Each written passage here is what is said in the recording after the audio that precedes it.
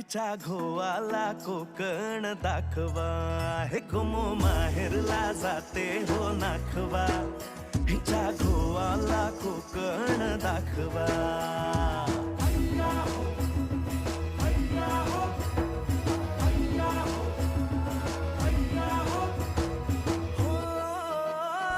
Malvan special कच्च्या फणसाची भाजी मालवणात आणलंय मी. थोडा आकाराने छोटा आहे, आतमध्ये छान असं मांसाने भरलेलं आहे. कच्च्या फणसमध्ये आतमध्ये बिया वगैरे अशा कोवळ्या असतात सगळ्या. हा थोडा कोवळाच आहे. स्किन काढून घ्यायची. बाजारात मिळतात ते मोठे फणस, ते जे कापणारे असतात विकणारे, ते आपल्याला स्किन त्याच्यावरचं सगळं काढून घेऊन तुकडे करून देतात. आता ह्याचे मी पहिले त्यांना छोटे छोटे तुकडे करून घेणार. कोवळा आहे त्यामुळे तो कापायला सोपा आहे. कापताना हाताला आणि सुरीला थोडंसं खोबरेल तेल लावून आणि त्याचं मी पहिलेच बारीक बारीक अशा फोडी करून घेणार. मधला थोडासा गर काढून घ्यायचा आहे. त्याला थोडासा डिंक असतो, म्हणजे चीक असतो फणसाला, तो दुधासारखा.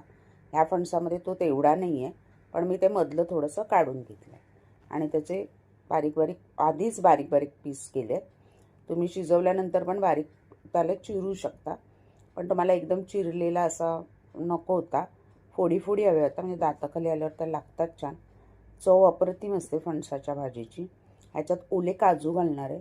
ओले काजू मी भिजत घातले, मालवणातनंच आणलेले आहेत ओले काजू. बाजारातही मिळत आहेत, महाग आहेत, पण ह्या सीझनला ते खावे आणि त्याची मजा. मालवणी लोक तर खाल्ल्याशिवाय सोडणार नाही.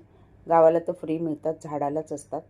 काजू सोलणं ही फार मोठी कला आहे.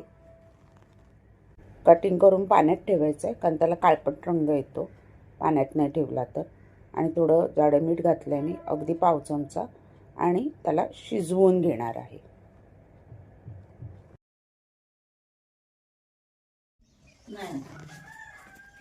कशी करता बघूच आता.